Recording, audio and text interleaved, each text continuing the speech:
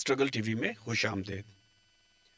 आज के प्रोग्राम में हम बात करेंगे उन रियासती लाडलों के बारे में जिन्हें रियासत बहुत प्यार से पालती है और बाद में वो फ्रैंकनस्टाइन बन जाते हैं। फ्रैंकनस्टाइन से मुराद एक ऐसा मॉन्स्टर, एक ऐसी बला जो आप पैदा तो कर लेते हैं लेकिन वो आपके हाथ से निकल जाती है, फिर वो आपको ही नुकसान पहुंचाने लगती है। फ्रैंकनस्टाइन, जैसा कि हम जानते हैं, एक बहुत मशहूर नावल था। अंग्रेज़ी के इस नावल में एक मरकज़ी किरदार साइंसदान है जिसका नाम फ्रैंकनस्टाइन है। वो एक ऐसा मॉन्स्टर तश्कील करता है जो बहुत ही हैबतनाक है, बहुत ताकतवर है। वो मॉन्स्टर इब्तिदा में तो बहुत ओबीडिएंट, बहुत अच्छा बच्चा है, लेकिन फिर वो तन्हाई का शिकार होने लगता है। उसको लगता है कि लोग उससे नफ़रत करते हैं, कोई उसकी बात नहीं सुनता। आहिस्ता-आहिस्ता उसका डिप्रेशन, उसकी तन्हाई उसे बदले पर उकसाती है और वो सोचता है कि मेरे सारे दुखों का जो मुदावा है, वो फ्रैंकनस्टाइन से बदला लेने में है। हमारी रियासत ने भी इस तरह के बेशुमार मॉन्स्टर पैदा किए। मेरी ज़िंदगी कोई ज़्यादा नहीं है, लगभग 50 साल की ज़िंदगी है। इसमें कम से कम 6 मॉन्स्टर तो मैं देख चुका हूँ जो इस रियासत ने पैदा किए। हम ना सिर्फ इन मॉन्स्टर्स का ज़िक्र करेंगे, अक्सर को तो हम जानते ही हैं, लेकिन थोड़ा सा तज्ज़िया ये भी करेंगे कि रियासत के ये लाडले बाद में ऐसे मॉन्स्टर क्यों बन जाते हैं जो अपने ही फ्रैंकनस्टाइन, अपने ही मुजिद पर फिर हमला करने लगते हैं। लेकिन नॉवल से थोड़ा सा फ़र्क ये है कि जब ये फ्रैंकनस्टाइन के मॉन्स्टर वापस हमला करते हैं, बदला लेते हैं, तो इसका शिकार रियासत की इशराफिया नहीं बनती, इसका शिकार आम शहरी बनते हैं। इन रियासती पॉलिसियों का खुमियाजा आम शहरियों को भुगतना पड़ता है। पहले बात करते हैं कुछ मॉन्स्टर्स की जो रियासत ने पिछले 40-50 साल में तश्कील दी है। दो तो बिल्कुल हाल ही की बात है, चंद हफ्तों की बात है। एक का नाम तालिबान, जिसको बहुत प्यार से पाला गया।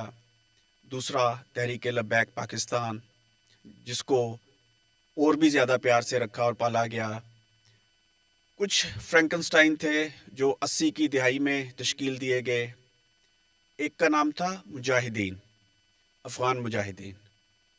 1978 में जब अफ़गानिस्तान के अंदर एक ऐसा इनकलाब बर्पा हुआ जो ख़ुद को मार्क्सिस्ट इनकलाब कहता था, उसको नाकाम बनाने के लिए अमेरिका के साथ मिलकर, सऊदी अरब के साथ मिलकर और बाज़ शवाहिद के मुताबिक तो इसराइल भी मुलविस था, चीन की हमायत भी हासिल थी, पूरा यूरोपीय साम्राज्य इस मंसूबे में शामिल था। कोशिश ये की गई कि वहाँ पर पाकिस्तान माफ़ कीजिएगा, PDPA, People's Democratic Party of Afghanistan की हुकूमत को नाकाम बनाया जाए। पीडीपीए की हमायत के लिए सोवियत रूस ने अपनी फ़ौजें भेज दी, जो कि एक गलत इक़दाम था। बहरहाल सोवियत फ़ौजों को रोकने के लिए, उस इनकलाब को नाकाम बनाने के लिए पाकिस्तान ने अमेरिका के साथ मिलकर मुजाहिदीन के 7 नाम नेहाद ग्रोहों की सरपरस्ती शुरू की। सबसे जो लाडला ग्रोह था, उसके सरबराह थे हिकमत यार। हिकमत यार एक ऐसे ग्रोह से ताल्लुक़ रखते थे जो अफ़गानिस्तान में एक तरह से जमात इस्लामी पाकिस्तान की सिस्टर ऑर्गेनाइजेशन थी। हिकमत यार की बात करते हुए मुझे सेदाल सुखनदान याद आते हैं, जो एक तालिब इल्म रहनुमा थे। हिकमत यार और सेदाल सुखनदान एक ही वक्त में काबुल यूनिवर्सिटी में पढ़ते थे। मैं ग़ालिबन 2007 या 8 में पहली दफ़ा काबुल यूनिवर्सिटी के कैंपस पे गया। वहाँ पर सेदाल सुखनदान के बारे में फ़ारसी ज़ुबान में दीवार के ऊपर एक पोस्टर चस्पा था। मुझे फ़ारसी पढ़नी अच्छे से नहीं आती है, बहरहाल कुछ मैं समझा, कुछ अपने दोस्त की मदद से मैंने जब तर्जमा कराया तो पता चला कि सेदाल सुखनदान को हिकमत यार ने खंजर मारकर हलाक कर दिया था, क्योंकि वो बाएं बाजू के नज़रियात रखते थे। हिकमत यार जमात इस्लामी वाले मजहबी जुनूनी नज़रियात रखते थे, और सैदाल सुखनदान की जान लेने के बाद ये फ़रार होकर पाकिस्तान आ गए थे। यादिश बखैर, मुजाहिदीन के बाज़ ग्रोहों की सरपरस्ती जुल्फ़िकार अली भुट्टो की हुकूमत ने 1970 की दहाई में शुरू की थी। उनमें एक हिकमत यार भी थे। एक तरफ उनको रियासती सरपरस्ती हासिल थी, दूसरी तरफ वो जमात इस्लामी के बहुत ही पसंदीदा थे, उनके नज़रियाती हामी थे। तो ये सबसे लाडले थे इन 7 ग्रोहों में।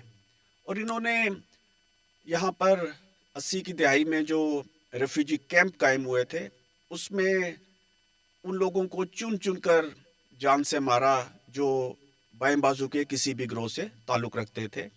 उनमें शोला जावेद नामी टेंडेंसी के रहनुमा फैज़ अहमद भी शामिल थे। रेवोल्यूशनरी अफ़गान वेमेन एसोसिएशन की मरकज़ी रहनुमा और बानी मीना भी शामिल थी। खैर, ये एक सिलसिला चलता रहा। फिर वहाँ पर हमने देखा कि PDPA हुकूमत का ख़ात्मा हुआ और वहाँ पर मुजाहिदीन को भेजा गया, या उन्होंने काबुल पर कब्ज़ा कर लिया। कब्ज़ा करने के बाद ये 7 ग्रोह आपस में लड़ रहे थे। कोशिश ये थी कि हर ग्रोह खुद अफ़गानिस्तान पर हुकूमत कायम करे। एक ज़बरदस्त खाना जंगी, ज़बरदस्त तबाही, ख़वातीन के रेप, नौजवान बच्चों को उठा के अगवा करके उनके साथ जिनसी ज़्यादती, इतनी ज़्यादा गोलाबारी कि काबुल बिल्कुल एक ढेर बन गया था, मलबे का ढेर बन चुका था। दिलचस्प बात यह है कि इस सारे अरसे में जो बहुत प्यार से पाला गया फ्रैंकनस्टाइन था, जिसका नाम हिकमत यार था, या दीगर ग्रोह थे, वो पाकिस्तान की बात मानने पर तैयार नहीं थे। एक दफ़ा पाकिस्तान सऊदी अरब की मदद से इनको खाना काबा भी लेके गया। वहाँ पर भी वादे वईद हुए, उसी तरह के मुज़ाकरात हुए जो आजकल कतर और तुर्की में हो रहे हैं। नतीजा फिर सिफर। फिर इन मुजाहिदीन से निपटने के लिए तालिबान के सर पर हाथ रखा गया। एक मरतबा फिर ये याद दिलाना चाहूँगा कि इस काम की इब्तदा बेनज़ीर भुट्टो और पीपल्स पार्टी की हुकूमत ने की। खैर, बाकी की तारीख़ हमें मालूम है कि तालिबान पहली दफ़ा कैसे इक़्तिदार पर काबिज़ हुए, फिर 11 सितंबर हुआ, फिर 2022 में दोबारा उन्होंने इक़्तिदार हासिल किया, और लगभग 2001 से लेके 2021-22 तक तालिबान पाकिस्तानी रियासत के सरकारी मेहमान थे, हीरोज़ थे। जब उन्होंने काबुल पर दोबारा कब्ज़ा किया तो इमरान खान, जो उस वक्त वज़ीर आज़म थे, उन्होंने बड़े फ़ख्र से ट्वीट किया कि उन्होंने ग़ुलामी की ज़ंजीरें तोड़ दी हैं।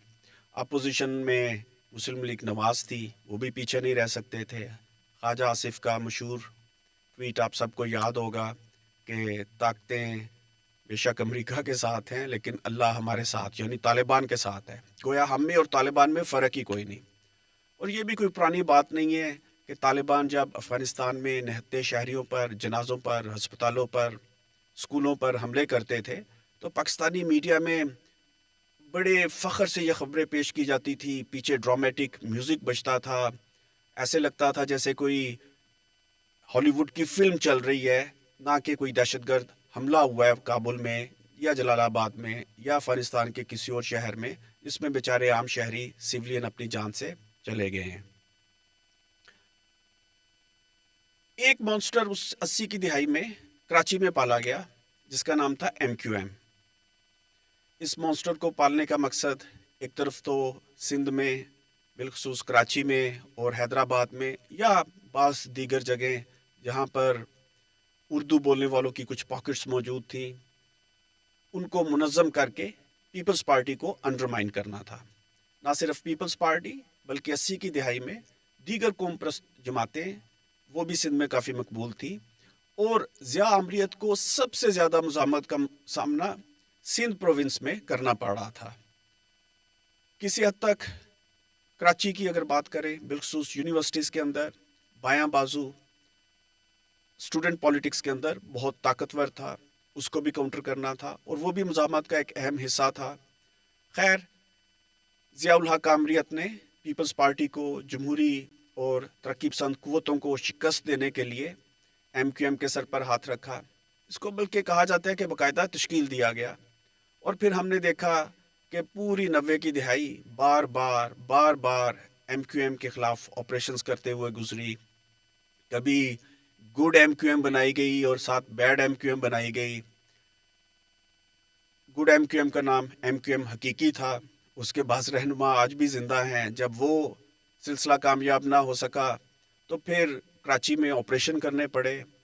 کراچی اور بیروت 90 کی دہائی میں آئے دن عالمی خبروں میں رہتے تھے کیونکہ زندگی بالکل مفلوج ہو کر رہ گئی تھی اور پاکستان کا سب سے اہم صنعتی اور تجارتی مرکز ایک ہڑتال والا، ایک ہنگاموں والا اور امن و امان کے حوالے سے ایک بدترین شہر بن چکا تھا.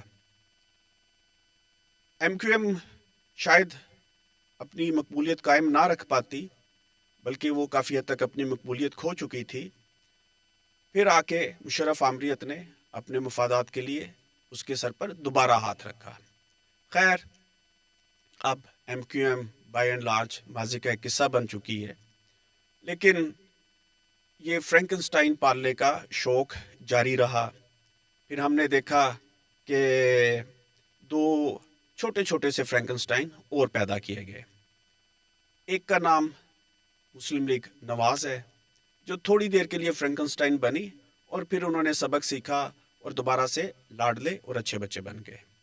دوسرا فرینکنسٹائن وہ پورا فرینکنسٹائن نہیں ہے، وہ ہے P T I, Nawaz Sharif کی پارٹی اور عمران خان کی پارٹی. یہ نیم فرینکنسٹائن ہے، وقتی طور پر فرینکنسٹائن ہے. پی ٹی آئی کے سر پر ہاتھ رکھا گیا کیونکہ نواز شریف کو کنٹرول کرنا تھا، کسی حد تک پیپلز پارٹی کو کنٹرول کرنا تھا، اور پھر ابھی جو حالات ہیں وہ ہم سب کے سامنے ہیں. لیکن یہ پورا فرینکنسٹائن نہیں ہے، یہ بھی ایک دن لاڈلا بچہ بن جائیں گے، موقع ملنے کی بات ہے. اس لیے میں ان دونوں کو پورا فرینکنسٹائن نہیں بولتا.